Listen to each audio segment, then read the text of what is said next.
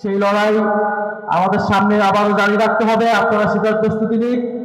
ঢাকা মহানগর উত্তর গুরুত্বপূর্ণ ইউনিট, ঢাকা মহানগরের যারা নেতৃত্বে রয়েছেন উত্তরে, তাদের প্রতি কৃতজ্ঞতা এবং ধন্যবাদ জানাই আজকের এই ইফতার মাহফিল অনুষ্ঠানের জন্য।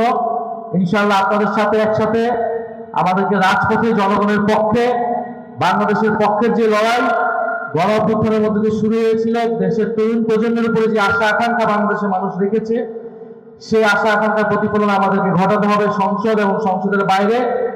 আমরা দেখছি যারা সরকার গঠন করেছে তারা সম্পূর্ণভাবে সংস্কারের বিপক্ষে অবস্থান নিচ্ছে এবং বাংলাদেশকে তারা পরিবর্তন হতে দিবে না বলেই তারা কমিটমেন্ট করেছে। ফলে তারা যদি পুরনো পথে হাঁটে, আমাদেরকে নতুন দিগন্ত উন্মোচন করতে হবে এবং সেই দিগন্ত উন্মোচন করবে জাতীয় নাগরিক পার্টি, এনসিপি, ঢাকা মহানগরের যারা রয়েছেন আপনারাই, আপনাদের হাত ধরেই হবে। ইনশাআল্লাহ আপনাদের সাথে আবারও দেখা হবে, কথা হবে। আজকে ইফতার মাহফিলে আসার জন্য, আমাকে আমন্ত্রণ জানানোর জন্য অনেক অনেক ধন্যবাদ। আসসালামু আলাইকুম।